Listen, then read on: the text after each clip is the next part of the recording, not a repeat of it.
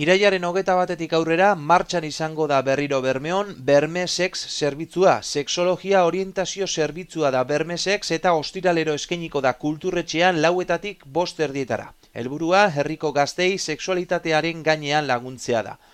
Programa eredua, kontsulta eredua eta teknologia eredua landuko dira. Zuzeneko arreta zerbitzua ostiralero 4:00 - 5:00 izango da eta orientazioaren bidez profesional, senitarte eta ume edo gazten arteko elkarlana bultzatu nahi da.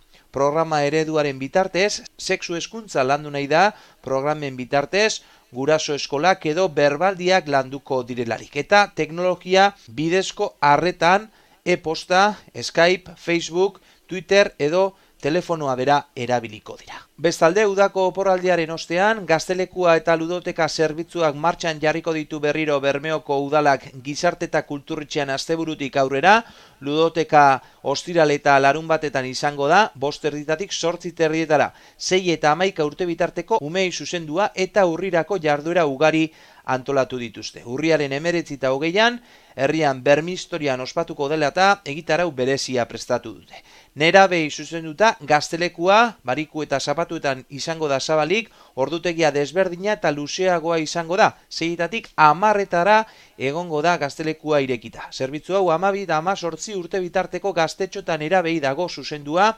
azpimarratzekoa da, hezitzaile 2 arituko direla lanean.